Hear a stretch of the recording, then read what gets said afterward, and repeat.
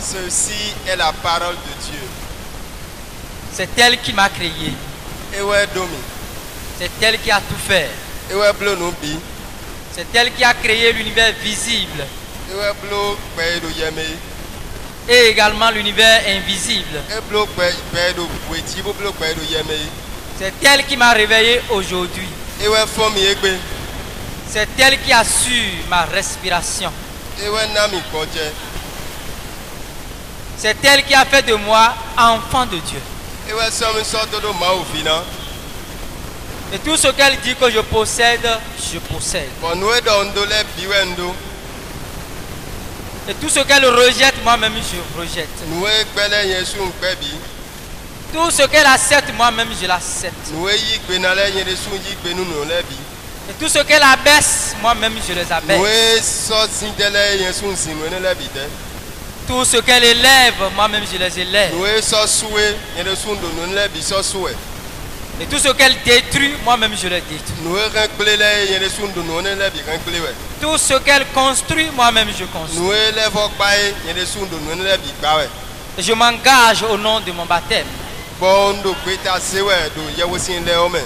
tant que fils de Dieu, à vivre selon cette parole. Pour mon bonheur ici-bas. Pour mon bonheur ici-bas. Afin d'entrer dans la vie éternelle. Que cette parole est pour moi. En Jésus-Christ de Nazareth. Le lion de la tribu de Juda. Le vivant au milieu de nous. Le vivant au-dedans de nous. Lui qui en nous est plus grand que celui qui est dans le monde. Jean 1. Première épître de Jean. Chapitre 4. Verset 4. Celui qui est en nous est plus grand que celui qui est dans le monde. Et il se nomme parole de Dieu. Le vivant pour les siècles sans fin. Bénissons la parole de Dieu. Ovationnons la parole de Dieu. Jésus, Jésus, Jésus, Jésus, Jésus, Jésus.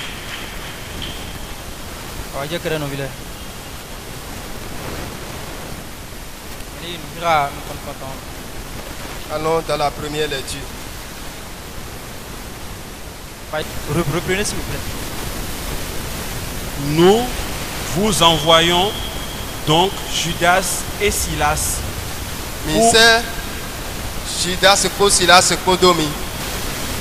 pour vous communiquer de vive voix les mêmes directives.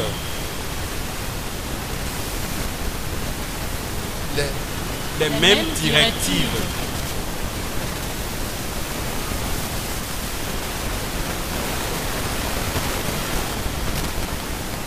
C'est Silas, c'est ça non? Oui. C'est Silas Kodo Paul Kosedomi. Judas, c'est ça non? Judas et Silas. Judas et Silas. C'est Yedomi. Kodo Gwe. Mi tonk de soupo. Verset 28. L'Esprit Saint et nous-mêmes, nous avons en effet décidé de ne vous imposer aucune autre charge. Kodo Maou Yesisen Komeo. Kodo Maou Yesisen Kodo Po.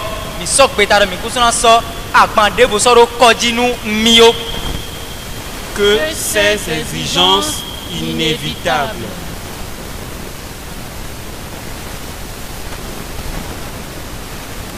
que ces exigences inévitables mi sok betaro popo do mawu yesisen po do mi kusuna so akpande bo kodinu mio lo nuero tajibo mi na flimion ewe inu akunondo be masi dasaye et il a cru que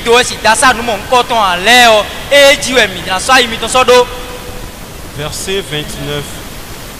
vous abstenir des viandes de sacrifices païens, du sang des animaux étouffés et de l'immoralité.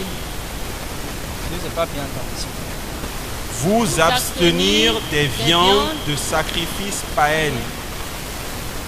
Mindo uzo nu lae quand li runu nu mesele mindo uzo nu la mon koton le mi ma soduo Du sang des animaux étouffés.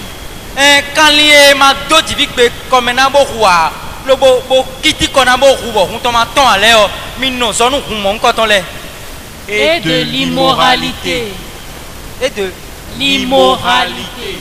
bodo hun ronu wi wale po. Si vous évitez tout cela avec soin, vous aurez bien agi. adieu. Ni mi do gan lobo do uzo nu mo nkan ton le bi o mi na wa nu lo kan ji lo kristu me. Verset 30. Ayant reçu congé, la délégation descendit donc à Antioche, où elle réunit l'assemblée pour lui communiquer la lettre. On me e so we mana le o gosi fine o ye je ali bo yi fi ese e do e klisan pagan e ruzu be se e do ye gon le o ye yi lo bo so we ma bo yi do pe tonu mele. Verset 31. Sa lecture fut une joie par l'encouragement qu'elle apportait. We ma ene o sin fi ka o awa jije da ko de we na to kun ma o ton ene o do e wa do akonpipan nu ye.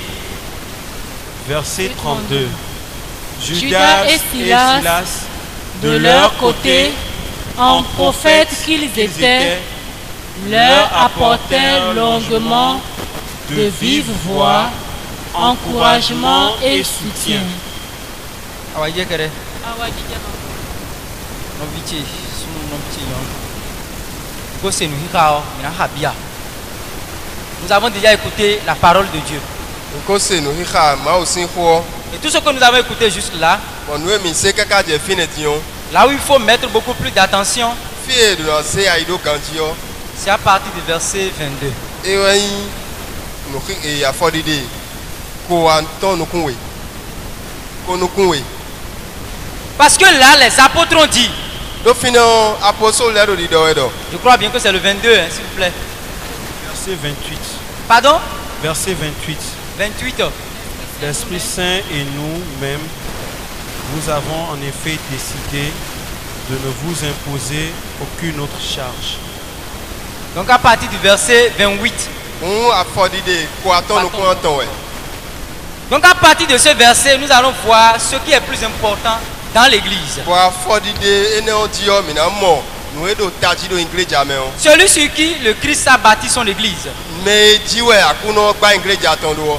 l'apôtre Saint-Pierre, Yehwe Pierre. avec les autres apôtres, Odo apostole de l'Ekpan. la toute première réunion Ple nous konton. qu'on appelle le concile de Jérusalem, Et no yoro concile de Jérusalem ton.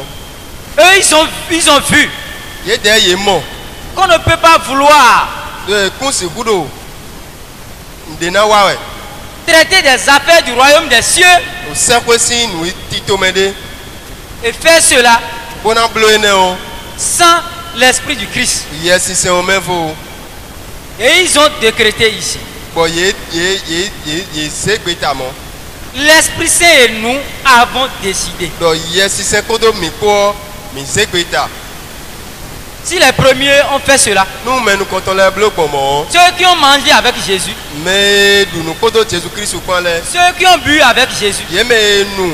Si quoi kan koko Jésus Christ au point là. ceux qui ont touché le verbe de Dieu, Ye me dalo Jésus Christ ont vu que le Saint-Esprit, Bodo yes c'est.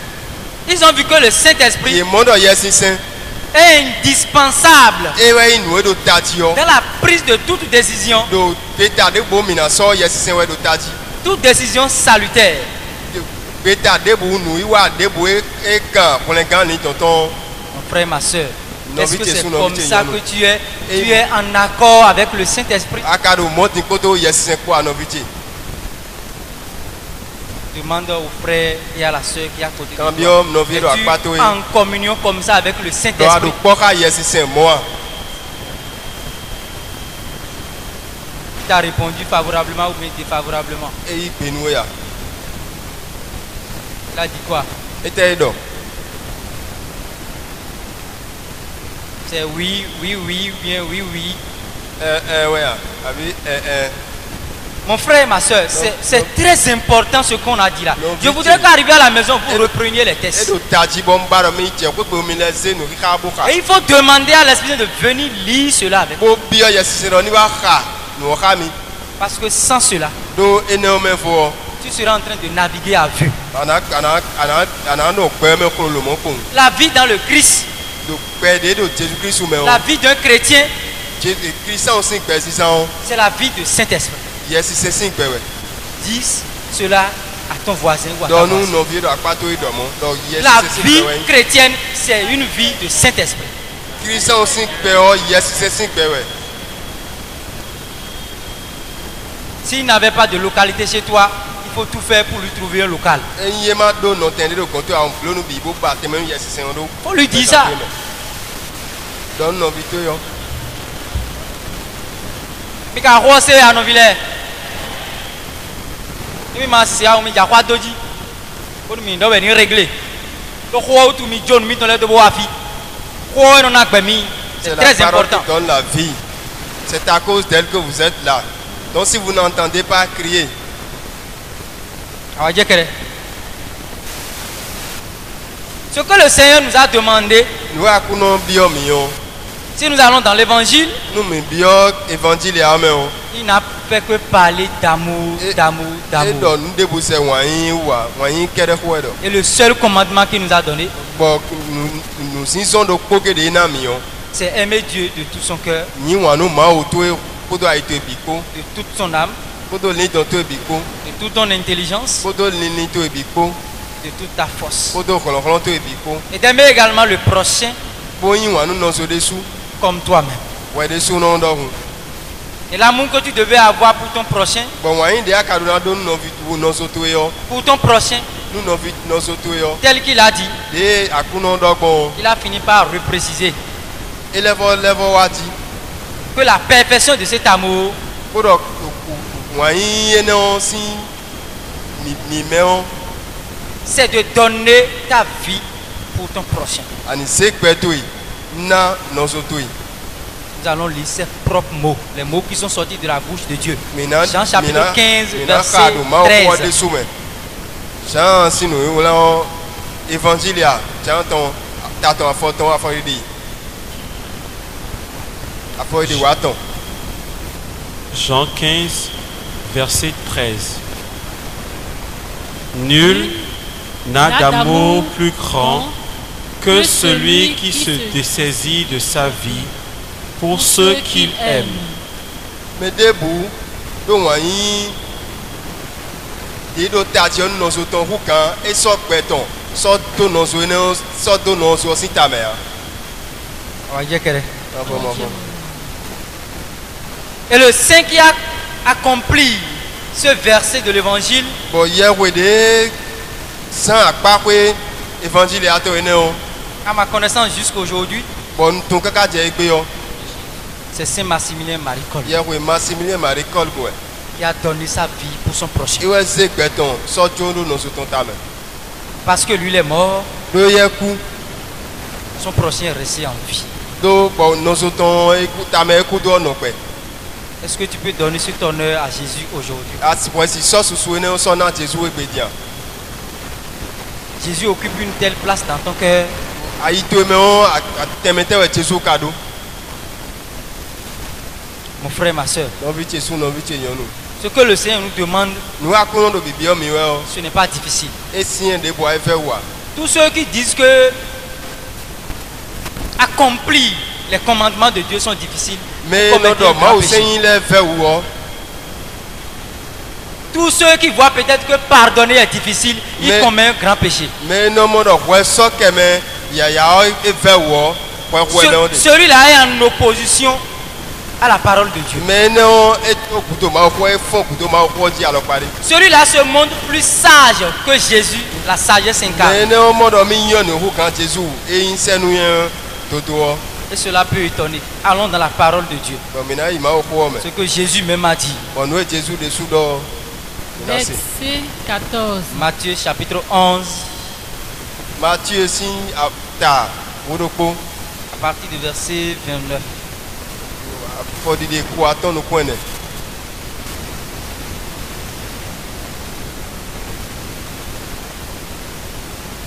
Matthieu 11, verset 29. Prenez sur vous mon joug et mettez-vous à mon école, car je suis doux et humble de cœur, et vous trouverez le repos de vos âmes. Mi ze no klo me chele mi wa no klo me khoche sa bo reprenez. Prenez sur vous mon joug et mettez-vous à mon école, Mi ze agbon chele do koji bo wa no klo me khoche sa car je suis doux et humble de cœur, do me de we yin ba ite fa bondo me de sokwe et vous trouverez le repos de vos âmes. fino minamo boje no li do mi ton le. Verset 30. Verset 30. Oui, mon joug est facile à porter et akpante e fuda be re na pin ina se mon fardeau léger. na ki gbante yo e lo mo fuda. Voilà ce que Jésus a dit. Il dit oui, mon joug est facile à porter. E do akpan mi ton le o e kun fe olu ina se pa o Et mon joug et mon fardeau léger. akpan mi ton le de sou akpan mi ton le fuda C'est le mot facile qui est sorti de la bouche de Dieu que je veux que tu soulignes. noe ma Dieu fe traite. wa bo akuno de sou do ko gbe ne we ma do ani se ku gbon ko le ton Parce que c'est cette parole qui va te juger et qui va me juger. do ko ne we na ta ko no bo na ta ko nu yen le o mo Parce que avant de venir au verset numéro 30, chobo mi na wa verse afori de gba o le Seigneur a dit dans le verset 29 akuno do do ko aton no ko ene o me do de prendre sur toi do son joug ani se et de t'inscrire à son école. ani se akpan mi ton le do waji bo wa no klo me kho mi ton sa Et après avoir dit tout cela, bo wa do ni le bi gudo o il attire ton attention e wa se ai to do ko de ji pour te dire que bo do nu e do ce qu'il t'a demandé nu e do nu e yo n'est pas difficile. e kun fe wo Donc chaque fois quand toi tu dis nu pe de bu nu e ano do c'est difficile de faire e fe wo do mi na blo o tout ce que Jésus te demande, nu e akuno bi o le tu bi te o montres plus sage que lui. ado kikle do mi le nyonu e ku gan ne Et tu renonces ainsi à son salut. bo do pi gbewe ko le gan de yi nu ado ko gan gbewe Tu lui démontres que ado kikle we do il n'a pas eu raison de venir souffrir sur la croix pour toi. e kun te je ka do ni je eni ti ya do ta mi ton da close ti o Est-ce que souffrir et mourir juste sur une croix comme le Christ c'est facile? e akuno kai akruzo ti bo ku o nu bo we ne o yan Toi tu peux mourir sur la croix pour quelqu'un, c'est ka si facile blo pour mo toi. no me de ti pe a Ce qui est difficile Oui, pour nous, frère. lui il a fait. nu e fe o nu mi o ye blo Et il nous donne maintenant de faire ce qui est facile. bo ye ka na mi a che ti do mi ni blo nu ma Qui nu e est bo juste wo l'amour, mon frère, ma soeur. C'est juste l'amour qui t'a demandé. wa yin we akuno na we e we do bibi o we Et cet amour, c'est partout que Bon. tu dois l'avoir. bo wa yin ne o Parce que la parole de Dieu nous dit, ma o ko do mi do celui qui est dans le Christ, me do akuno Jésus Christ me o si vous connaissez le Christ, ni mi mo mi to akuno Jésus Christ ne o vous attachez plus aux réalités d'en bas. mi ma so renouer do ko me file de bo wo Mais tournez votre regard mi na lile ko mi to le nu ko mi vers to les le réalités d'en haut. panu ko se ko si yan na le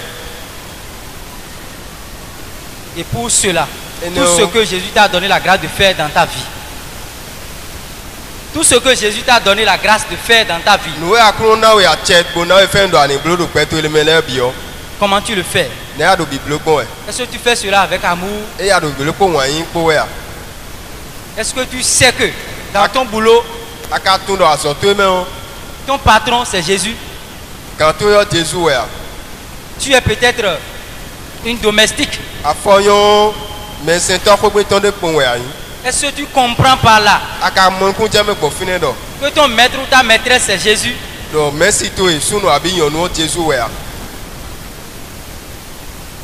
Ton patron que tu conduis en tant que chauffeur par exemple, Mais kan to ya no kun bo chauffeur we a ni flafo. est-ce que tu sais que c'est Jésus que tu conduis? Aka tun do Jesu we mi no kun a. Et tout ce que tu penses de Jésus dans ton cœur Bon no anon lindo Jesu do ai to me on bio. par rapport à ton patron, So bodo kan to e wo. c'est tout ça qui plaît à Jésus. Ene je ka no tro Jesu a. Allons dans Colossiens chapitre 3 verset 22. Mina e Colossiens 23. si no ka no yon la me. Ta ton atongo afoide ko nu kun we.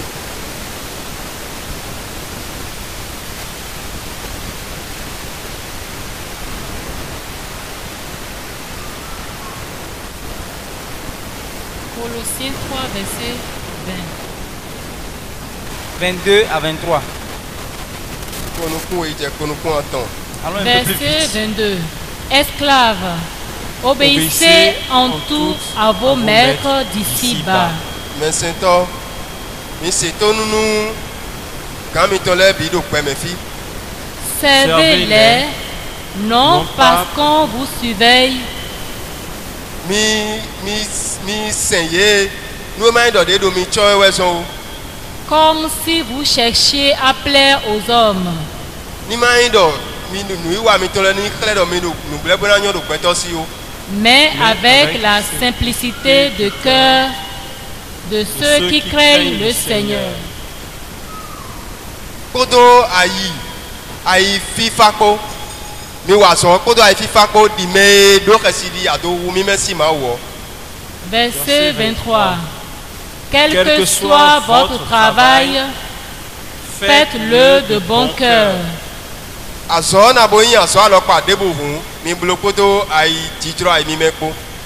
comme pour le Seigneur et non pour les hommes. Mi blo di akuno we mi do aso wa na da hun ni ma ti peto le wa so na mi ni do hun. Verset 24. Sachant que vous recevrez du Seigneur l'héritage en récompense. L'héritage En récompense. bonu mi ni tu do mo fine o akuno na to acho e kana to mi we yin se kwesi apa yi e to nu mi o. Le Maître, c'est le Christ. Vous êtes à son service. Bon merci o merci mi ton Jésus Christ we mi de o mi me sento do pleton.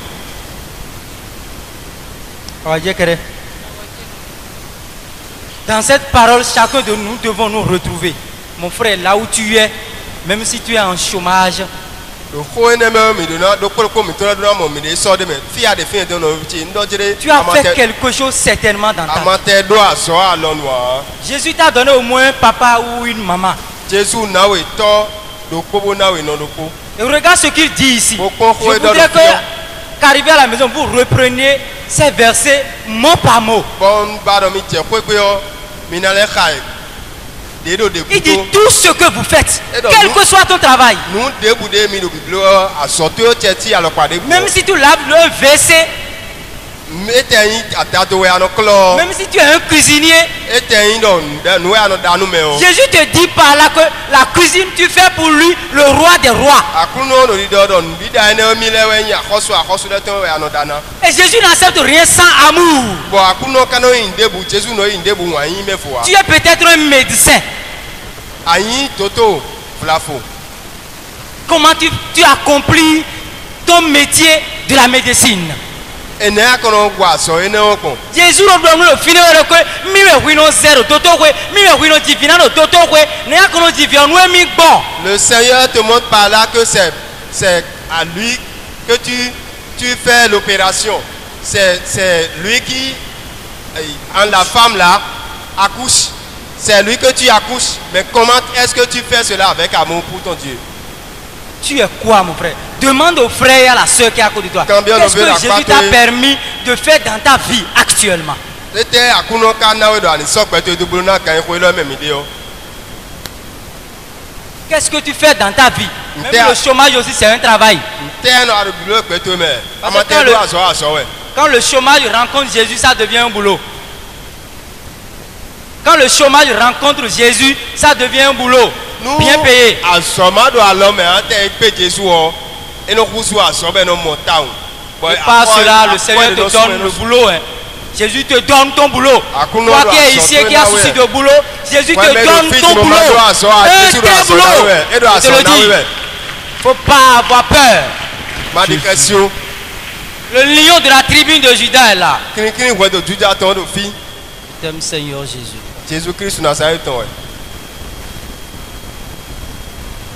Pourquoi avoir peur de boulot? Jésus est dans la barque, ça ne chavira jamais. Toi, ma soeur, la femme, toi qui es ici, et dans ton foyer, tu as des problèmes, et tu es prêt à divorcer. Jésus te dit de laisser les bagages, qu'il est dans la barque. Ça ne chavira jamais.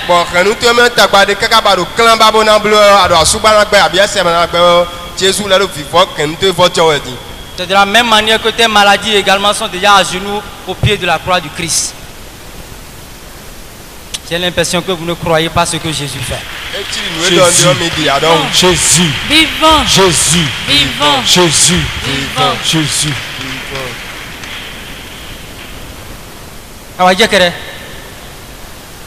Jésus veut te dire aujourd'hui, si tu es même un chauffeur quelque part,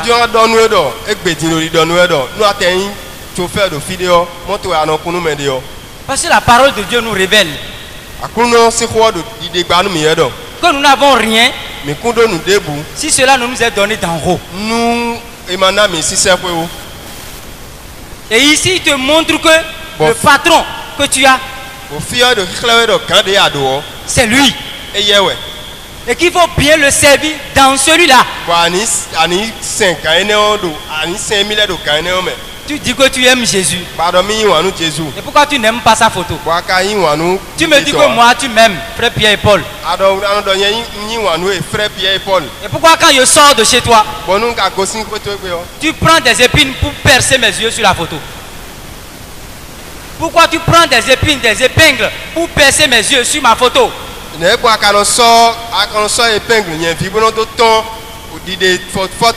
Alors que tu me dis que tu m'aimes. Mais pourquoi quand je quitte chez toi, tu prends ma photo avec une lame, tu coupes mes doigts. Tu prends ma photo avec une lame, tu coupes mes oreilles. Tu prends ma photo, tu coupes mes seins. En entier. Et nous allons nous arrêter là pour ne pas aller loin. Voilà, parce que nous sommes créés à l'image et à la ressemblance de... Terminer la phrase.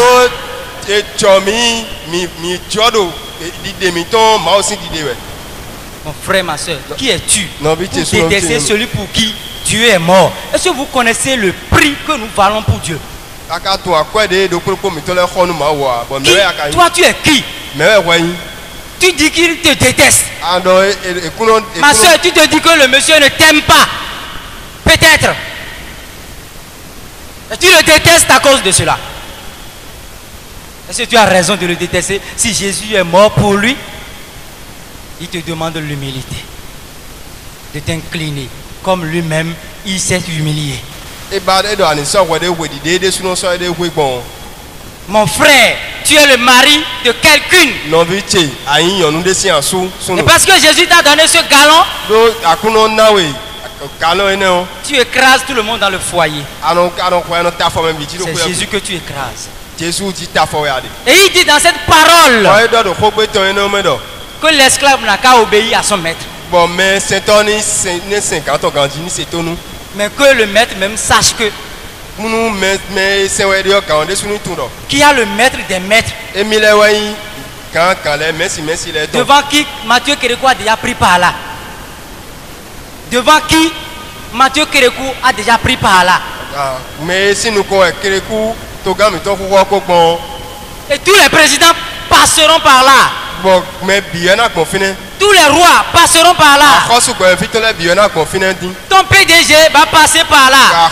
Quand tu es dans sortir maintenant confiner din. Si tu es même douanier, tu vas passer par là. Il faut bien détourner. Mais tu vas passer par là. Tu es policier, oh, tu vas passer par là. Il faut bien traiter les enfants de Dieu. Arrête-les bien en circulation et maltraite-les comme tu veux. Ce que Jésus te demande, toi, mon frère et ma soeur, c'est de t'humilier et respecter ce qu'il a dit. Le maître des maîtres va lui demander le compte le dernier jour. Ah,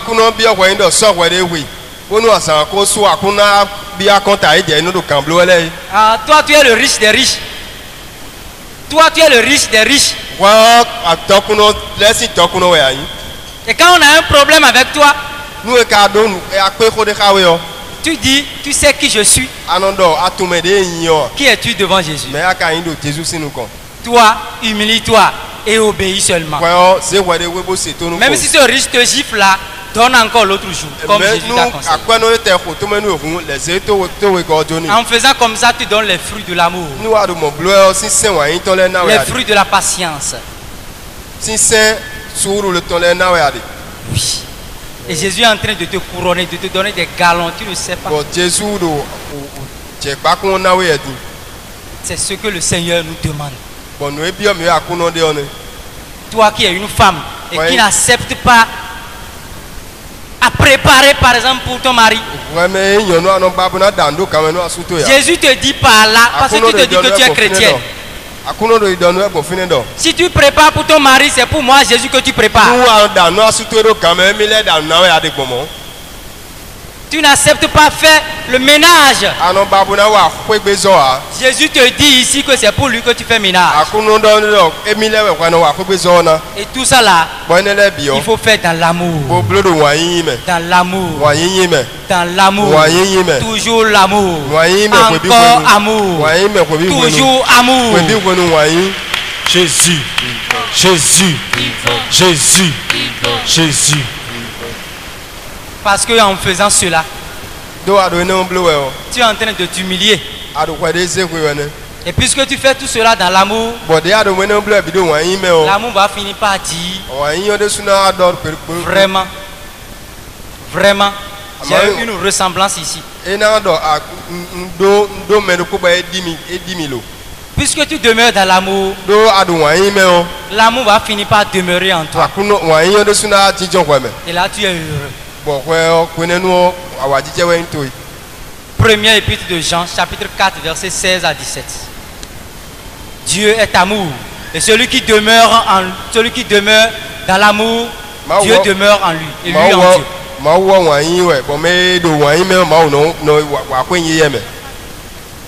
frère, Jésus te dit que c'est lui qui t'a choisi. Et comme nous avons écouté dans la première lecture, il te montre par là que tu étais cher. Mais depuis que tu l'as rencontré, depuis que tu l'as épousé, dans ton baptême, tu es devenu esprit. Et cet esprit s'appelle le Saint-Esprit. Et il te montre par là que désormais, c'est ta famille, c'est ta respiration, c'est tes marches, c'est tes parler. Si tu peux seulement savoir cela. Parce que c'est seulement en demeurant dans le Saint-Esprit que tu peux plaire à Dieu le Père et appartenir à Jésus-Christ pour être un chrétien ou une chrétienne. Voilà ce que Jésus a dit. Romains 8, verset 8 à 9, proclamons la parole de Dieu.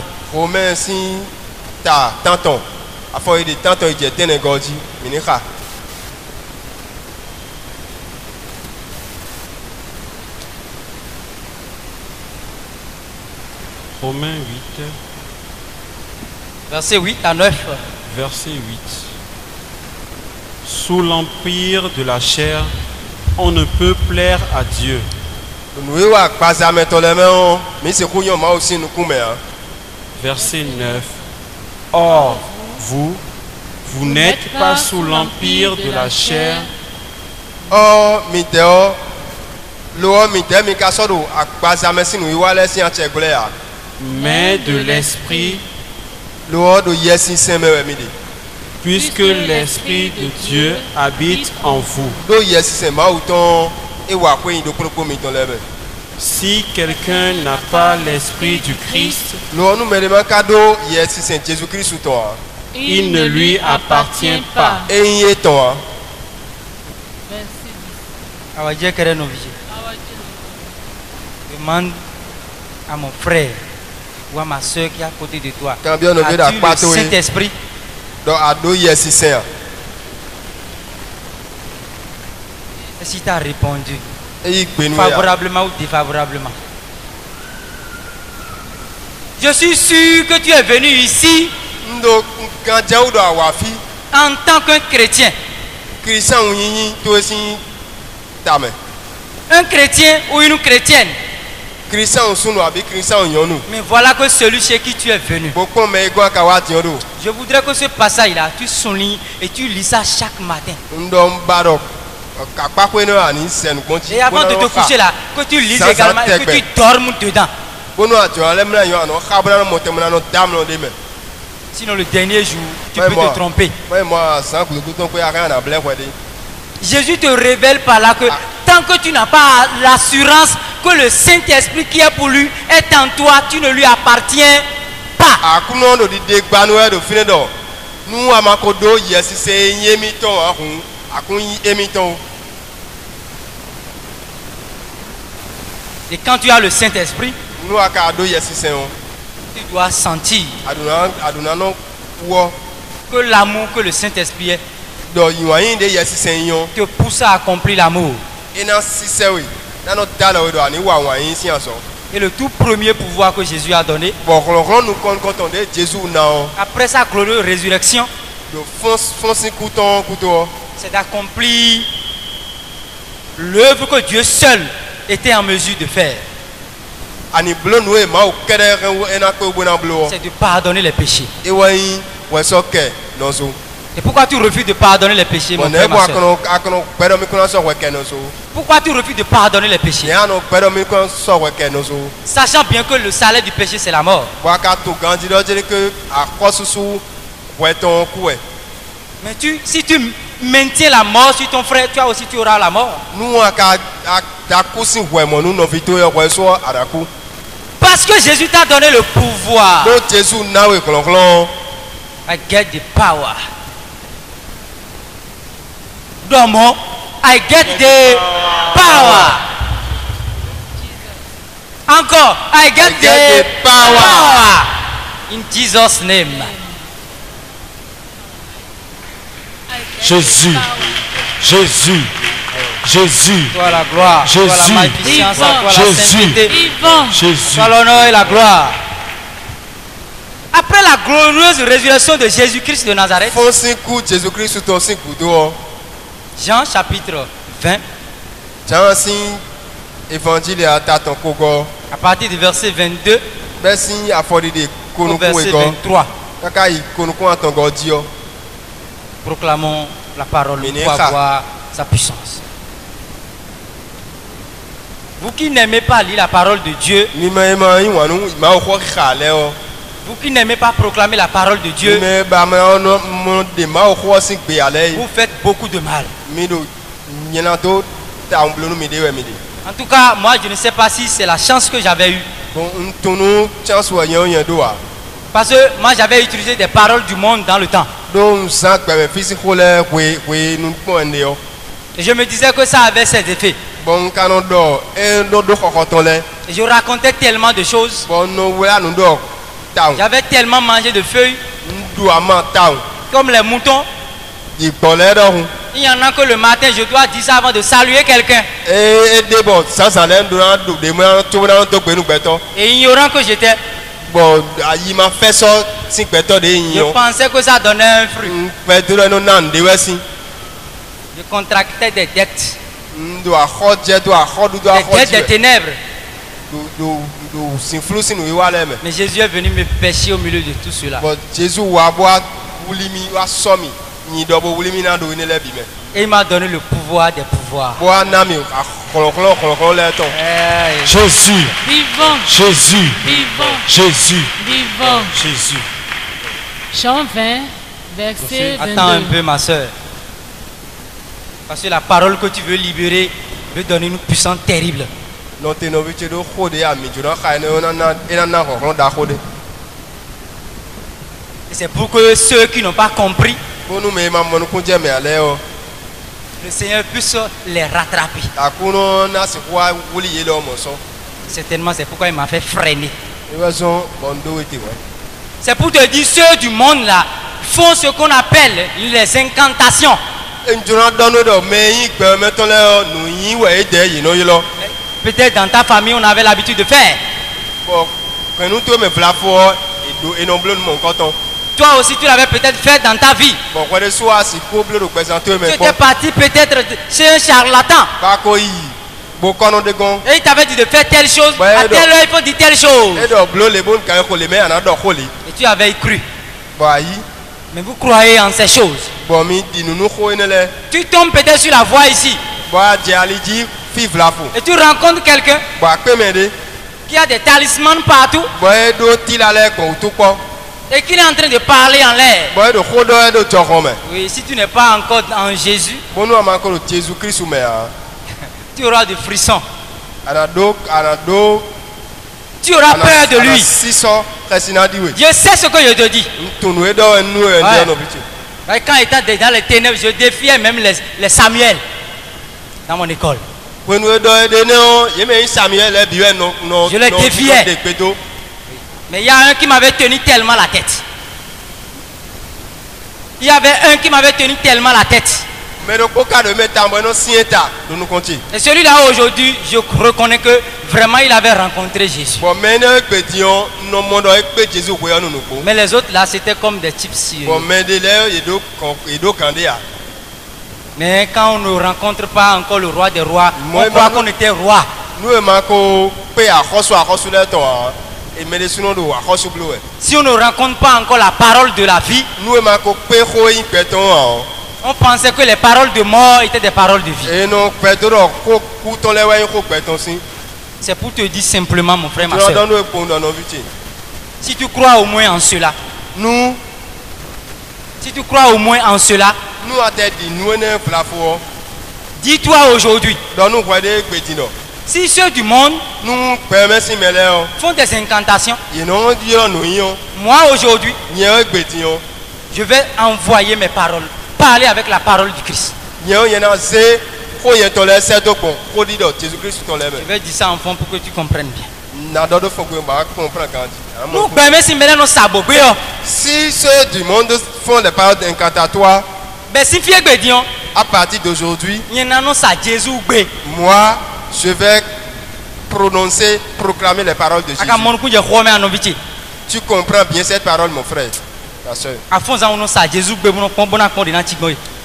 Dès le matin, quand tu te lèves, proclame la parole de Jésus-Christ. Non ça Jésus bé, mon ça Jésus bé, mon ça Jésus bé, mon ça Jésus Proclame les bé. paroles de Jésus-Christ. Jésus, Jésus, Jésus, Jésus, Jésus.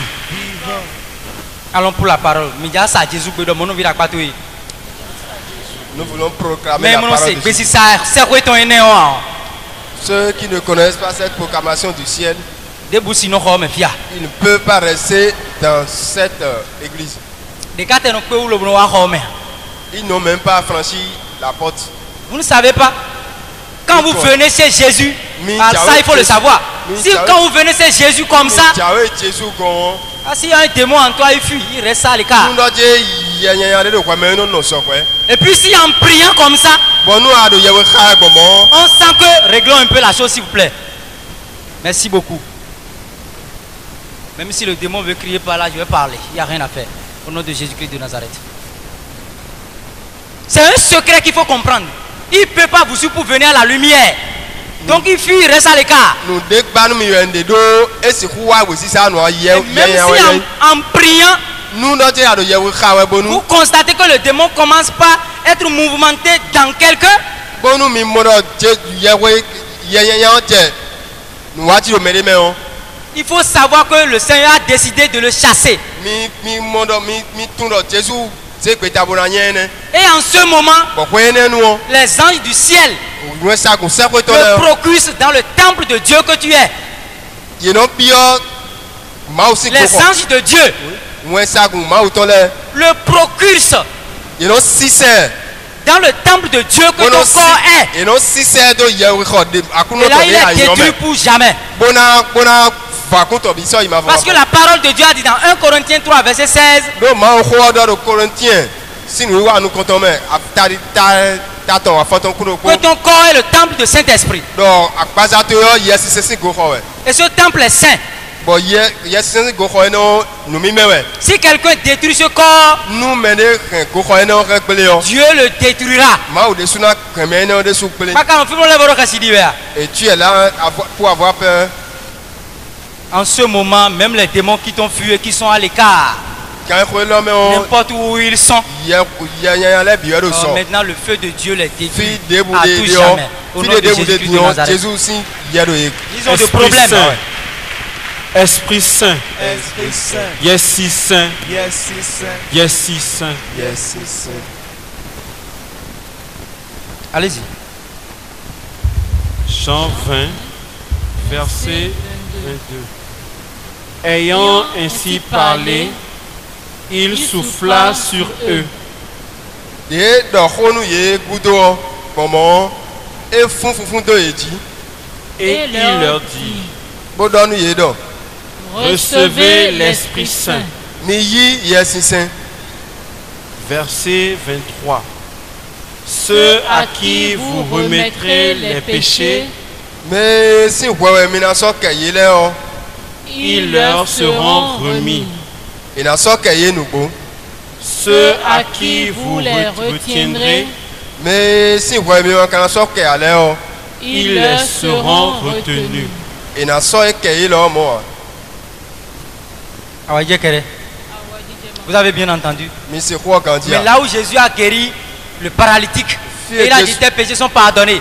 fille Jésus quoi à son nom mais tebli ko plibode o et do quoi to le iso ke wi Et les gens lui ont dit en son temps, bon mais le do ko tonu do cet homme blasphème. mais lo do nu ya do ma ouais Parce que seul Dieu peut pardonner les do péchés. ma o kere rena so quoi ke Et c'est Mais- ce que Dieu pouvait faire. Ça, il t'a élevé au rang de Dieu. bon nous akuno rena blo e so do do ma o si radi Mais pardonner devait être mon boulot préféré. bon asukwe so keme do ra inu bona bokunu mi ta no e ndan yin wana ta won C'est que ce que seul Dieu était en mesure de pardonner. Moi, je suis en mesure de faire aujourd'hui en Jésus. Oh, je te pardonne. nous ma o kere rena blo bono blo do wan yin me o yen sun do atetan pe bon do na so ke wi bon Parce wan yin que me na so ke no zuri Les péchés sont les sièges et les trônes sur lesquels Satan et les démons s'asseyent dans nos vies. bon ouais yin asinpo eji we awofin wa ti jodo gbesa mi to me o Donc en pardonnant à ton frère, tu renverses, ça dit le trône de Satan dans sa vie. nunu ado we so ke no vito ya bi no so to we o asinpo awofito ne we aro flick back sin no vio sin gbesa me Et puisque tu as délivré ton frère, c'est-à-dire du pouvoir de Satan, Dieu aussi te délivre. bon de aka tun kan no vito e mo sin awofin sin feme o akuno de suna tun kan nu ko le mo Parce que le Seigneur a dit ici, ceux à qui vous pardonnez, ça sera pardonné. Ceux à qui vous ne pardonnez pas, ça ne sera pas pardonné. ewe akuno do do fine do me mi so we ke o ina so we ke lo me mi ma ka so ke a o ina so ke ya Et puisque tu ne manifestes pas l'amour à travers cela, bon de ama ka do wan sin afọ de egbon parce que si tu aimais ton frère, do nu ayin wan no vito yo tu dois vouloir ce qu'il soit libéré du péché anaba do ni mo kan tutun do kwesi en le pardonnant. bona so we ke Quoi qu'en soit ce qu'il t'ait fait. nu debu de te wa nu Parce yo qu'il ne peut rien te faire qui va dépasser la croix du Christ. do ndebu tin be na wa nu kaka bo be na za akuno sin akuru zo wa Mais si tu ne fais pas cela, tu es libre. nu ama na blo mo ado je koko me Mais il faut savoir que chaque fois quand tu proclames le Notre Père, tu te maudis toi-même. wa kan tun do je ko debu nu do mi do mo ka do tom to se ko yo ka wo nu yina to mi de suno we mi Parce que le Seigneur a dit, do akuno do tel que vous avez pardonné. de mi sɔrɔ kɛ nɔzɔ C'est gbɔn comme ça qu'on va vous pardonner vous mɔ aussi. yɛ na sɔ kɛ mi lɔ mɔ gbɔn Puisque tu n'as pas pardonné, do na mɛ ka sɔ kɛ ya il ne va pas te pardonner toi aussi. ina eye suna sɔ kɛ wi ya Et comme ça, tout ce que tu lui demandes, il ne t'entend même pas. bɔn nu ebi ya de bi do ko ene nu o ina Comme il a se dit kote ya dans Ésaïe 59, verset 1 à 3. de ye dɔ le isaye si we ma mɛ 59 verset à 1 à 3 3. De la même manière, la parole de Dieu dit dans 1 Jean, chapitre 3, verset 15. Quiconque est son frère est un meurtrier. mawo xɔ yi dɔ mi do akpakoe dɔ me yɛ wo dza si nu la mɛ dɔ mɛ ma nyi wa nɔzu tɔ kpɛ wa nɔzu tɔ Oui, mais ben nous autant, mais ne ko imeruto. celui qui est son frère est un meurtrier. Arrivé à la maison, je voudrais que vous lisiez 1 Jean, chapitre 2. Vous pouvez noter rapidement. Le Bon, temps mina nous est parti.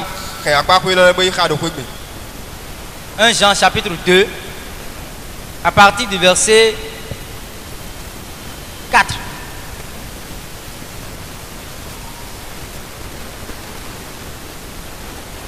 Verset 4 jusqu'à 11. Et si vous pouvez même lire le tout, ça serait très bon.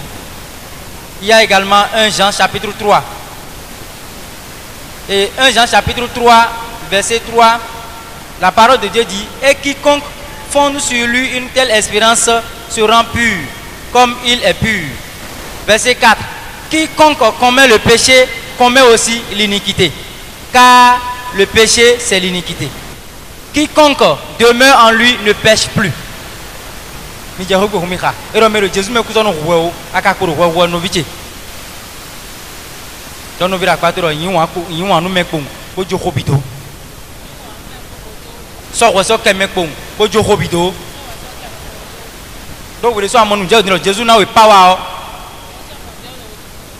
Que le Saint-Esprit lui-même nous enseigne tout le reste.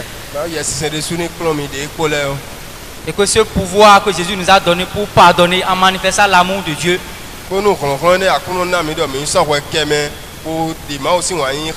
nous pouvons exercer ce pouvoir pour porter beaucoup de fruits. Parce qu'en pardonnant, je sauve des âmes pour Jésus. Qu'il en soit ainsi pour nous, maintenant et à jamais. Jésus, Vivant, Jésus, vivant, Jésus, vivant, Jésus, vivant. Jésus.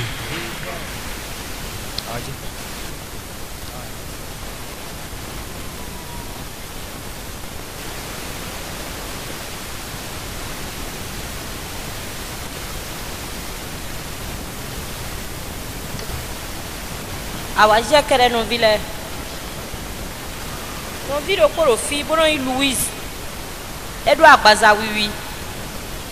Ko kan yi holo me ti edo atikende nu ebe yin atindida.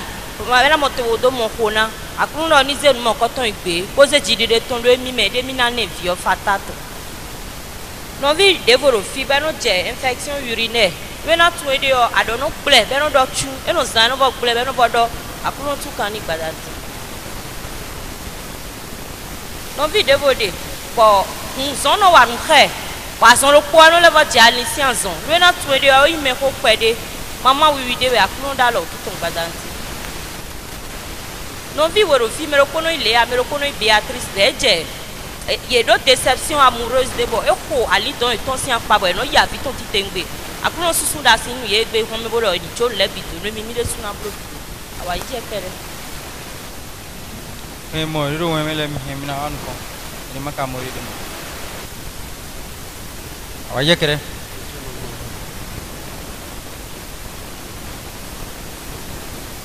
Ceux qui se sont retrouvés dans les paroles de connaissance peuvent s'avancer. au cœur de la messe il y a également une sœur qui souffre de l'anémie régulièrement. Le Seigneur l'a donné le sang divin au cœur de la messe. Il faut aussi ça mais ça toi mais on a vu des temps beaucoup on a dit qu'on peut merci en son bas qu'on a tout connu. Il y a aussi un autre qui souffre de ce qu'on appelle l'asthme. Sa respiration rate. Le Seigneur l'a également consolé. On a vu de côté bah sinon asthme. akuno poisson no viole so. L'on vira pas tout le monde, à qu'on situé. Nous allons nous lever pour rendre grâce au Seigneur. Âme exalte le Seigneur. Mon esprit en Dieu m'a sauvé. Il s'est penché sur son humble servante. Désormais, tous les âges me diront bienheureuse. Le puissant fit pour moi des merveilles. Saint est son nom. Son amour s'étend d'âge en âge sur ceux qui le craignent. Déployant la force de son bras, il disperse les superbes. Il renverse les puissants de leur trône. Il élève les humbles. Il compte de bien les affamés. Envoie les riches les mains vides. Il relève Israël son serviteur. Il se souvient de son amour, de la promesse faite à nos pères, en faveur d'Abraham et de sa race à jamais. Gloire au Père et au Fils et au Saint-Esprit. Comme il était au commencement, maintenant et toujours, dans les siècles des siècles. Amen. Le puissant fait pour moi des merveilles. Saint est son nom.